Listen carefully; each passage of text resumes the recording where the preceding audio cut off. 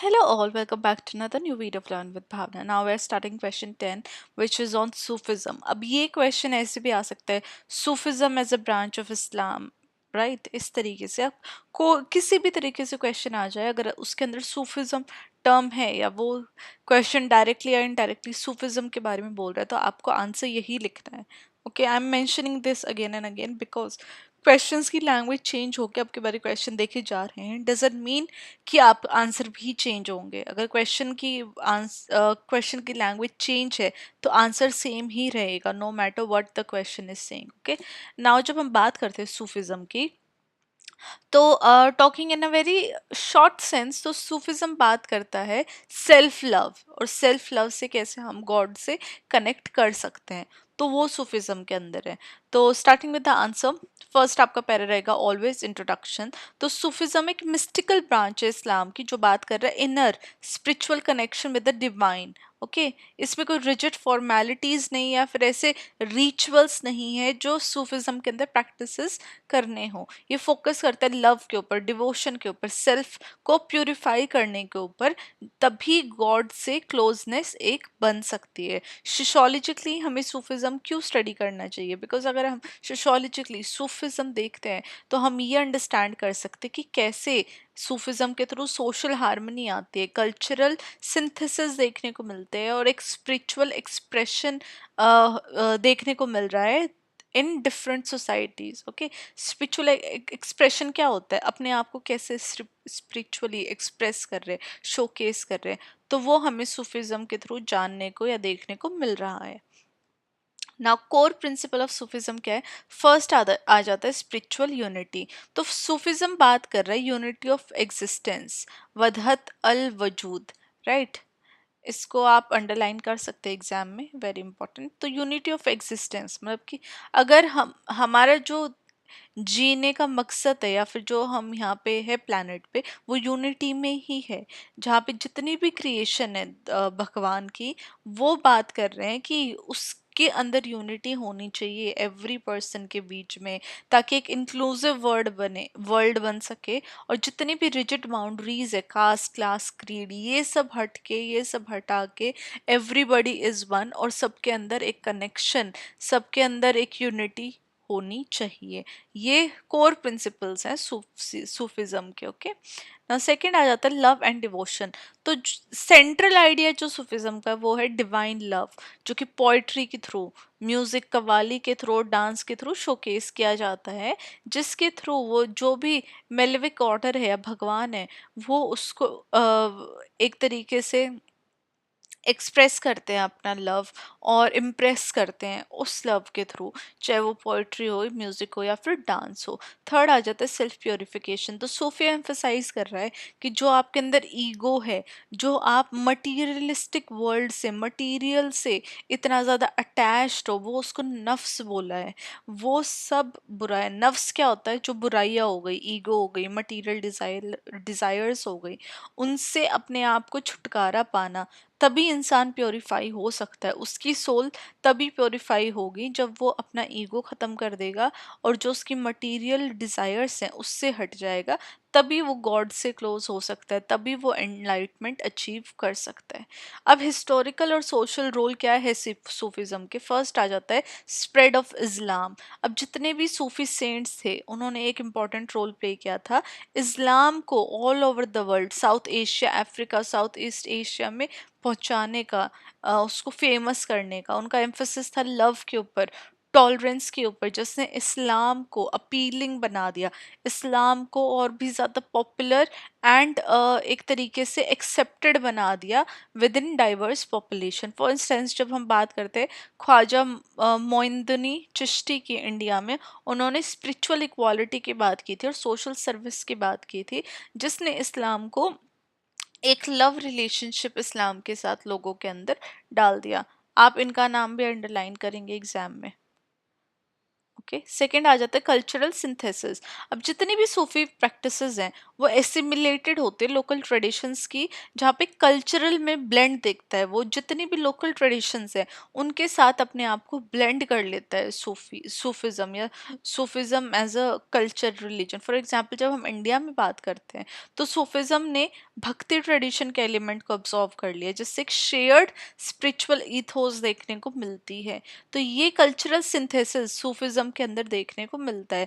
वो जिस कल्चर के अंदर भी सूफिज्म प्रैक्टिस किया जाता है उसकी कल्चरल प्रैक्टिसेस को या वहाँ के लोगों के हिसाब से सूफिज्म अपने आप ढल जाता है। थर्ड आ जाता है सोशल इंटीग्रेशन। अब जितनी भी सूफी श्राइन्स है, दरगाह है, वो सेंटर है कम्युनिटी लाइफ की, जहाँ पे वो spiritual solace, charity, sense of belonging की जो फीलिंग है वो इन स्पेसेस में क्रिएट की जाती है। और ये स्पेसेस लोगों को अट्रैक्ट करते हैं हर तरीके की फेथ से, जहाँ पे एक इंटरफेथ हार्मनी देखने को मिलती है इन सूफी श्राइन्स में, इन दरगाहs में। तो सोशल इंटीग्रेशन के भी ये एक सेंटर बन जाते हैं, जहाँ पे डिफरेंट डिफरेंट लोग एक दूसरे के साथ अटैच्ड और कनेक्टेड फील करते हैं। फोर्थ आ जाता है रेजिस्टेंस टू ऑर्थोडॉक्सी। अब सूफिज्म ऑर्थोडॉक्स इस्लामिक जो अथॉरिटीज़ हैं उनके कॉन्ट्रास्ट में उनसे अलग है, जहाँ पे ये बात करता है पर्सनल एक्सपीरियंस की of the God over the dogma. जो आप पर्सनली जो फील कर रहे हो, गॉड से कनेक्टेड फील कर रहे हो, वो अलग है as compare to what is written. तो पर्सनल एक्सपीरियंसेस के ऊपर सूफिज्म बात करता है। और जो फ्लेक्सिबिलिटी है, इसी ने सूफिज्म को हेल्प किया है कि वो डिफरेंट डिफरेंट कल्चर्स में जाके बसाए, डिफरेंट डिफरेंट कल्चर के लोग सूफिज्म से कनेक्ट करते हैं इन्हीं पर्सनल एक्सपीरियंसेस की वजह से, राइट। अब सूफी प्रैक्टिसेस एंड सिंबल्स क्या है, तो फर्स्ट आ गया हमारा जिक्र एंड समा। तो जिक्र क्या होता है, भगवान का नेम बार बार लेना। वहीं पे समा है म्यूजिक डांस, जो कि ये स्पिरिचुअल एक्टिविटी को फैसिलिटेट कर रहा है। म्यूजिक और डांस की हेल्प से जो भगवान को जब याद करते हैं, स्पिरिचुअल जो पावर है उससे जो कनेक्ट करते हैं, वो समा है। अब ये जो प्रैक्टिसेस है ये इम्पोर्टेंस सिखाते हैं इमोशनल और स्पिरिचुअल एक्सपीरियंसेस की within the Sufism. Second आ जाता है हमारा पोइट्री एंड लिटरेचर। अब जितने भी सूफी पोइट्स है, चाहे रूमी हो या फिर हाफिज हो या फिर बुल्ले शाह हो, उन्होंने अपनी डीप स्पिरिचुअल ट्रूथ्स दिखाई हैं थ्रू डिफरेंट वर्सेस, जहाँ पे उन्होंने सूफी को एक एक्सेसिबल बना दिया है मासेस के लिए। फॉर एग्जाम्पल जब हम रूमी का वर्क देखते हैं तो हम देखते हैं वो आज भी इंस्पायर करता है ग्लोबली लोगों को through his Sufism work, through his poetry and literature. Now third आ गया श्राइन्स एंड पिलग्रिमेजेस। अब जितने भी पिलग्रिमेज है सूफी श्राइन्स की योर्स, ये सिग्निफिकेंट प्रैक्टिसेस प्ले करते हैं, जहाँ पे एनुअल योर्स होते हैं या अजमेर शरीफ पे। In India draw millions, India से भी मिलियंस में लोग जाते हैं, जहाँ पे वो सूफिज्म की जो भी सोशल रेलिवेंस है उससे प्रेरित होके, उससे इन्फ्लुएंस होके वो इन श्राइन्स में, इन पिलग्रिमेजेस में जाते हैं और एक जो कनेक्ट है with Sufism, with the help of Sufism, वो फील करते हैं with their God, with their Allah, right. अब सोशियोलॉजिकल इम्प्लीकेशंस क्या है सूफिज्म की। फर्स्ट आ गया सोशल हार्मनी। अब ये देखने को मिला है कि सूफिज्म टॉलरेंस, लव, यूनिटी ये चीज़ें प्रमोट करता है, जहाँ पे ये मल्टी रिलीजियस सोसाइटी के अंदर एक कनेक्ट फील करते हैं। सूफिज्म की टीचिंग्स काफ़ी ज़्यादा इंस्ट्रूमेंटल रही हैं, जिसकी वजह से पीसफुल को existence with in different religious society, एक को एग्जिस्टेंस, पीसफुल को एग्जिस्टेंस देखने को मिला है। पर्टिकुलरली जब हम बात करते हैं डिफरेंट कल्चरल डाइवर्स रीजन्स के बारे में, ग्रुप्स के बारे में। सेकेंड आ जाता है कल्चरल एक्सप्रेशन। अब सूफिज्म ने म्यूजिक, आर्ट, लिटरेचर को बहुत ज़्यादा एनरिच किया है, जहाँ पे एक वाइब्रेंट कल्चर देखने को मिलता है जो कि रिलीजियस बाउंड्रीज से भी क्रॉस हो जाता है। फॉर एग्जाम्पल जब हम क्वालीज की बात करते हैं, जो कि नुसरत फ़तेह अली खान की क्वालीज सबने ही सुनी होगी, तो वो यूनिवर्सल अपील हमें देखने को मिलती है सूफी स्पिरिचुअलिटी की। थर्ड आ जाता है रेजिस्टेंस टू मटीरियलिज्म। अब जहाँ पे एक मॉडर्न वर्ल्ड जो कि मटीरियलिज्म के ऊपर ही बेस्ड है, सूफिज्म एक ऑल्टरनेटिव प्रोवाइड कर रहा है कि लोग कैसे अपने आप में कंटेंट रहे, फुलफिल्ड रहे सिंपल लाइफ के थ्रू और स्पिरिचुअल फुलफिलमेंट के थ्रू। तो एक मटीरियलिस्टिक वर्ल्ड से कैसे दूर इंसान हो सकता है और अपने आप में संपूर्ण कैसे वो फुलफिल और सेटिस्फाइड फील कर सकता है, राइट। अब चैलेंजेस क्या है रिवाइवलिज्म के, देखो सूफिज्म चैलेंज क्या है सूफिज्म ने रिवाइवलिज्म को, क्योंकि सूफिज्म इंक्लूसिविटी की बात कर रहा है, सबको इंक्लूड करने की बात करता है, और इसने रिवाइवलिस्ट मूवमेंट्स को चैलेंज किया है, फंडामेंटलिस्ट आइडियोलॉजीज को चैलेंज किया है, और जितनी भी अनऑर्थोडॉक्स प्रैक्टिसेस थी इनको इन रिवाइवलिस्ट मूवमेंट और फंडामेंटलिस्ट आइडियोलॉजीज को सूफिज्म ने अनऑर्थोडॉक्स व्यू किया है।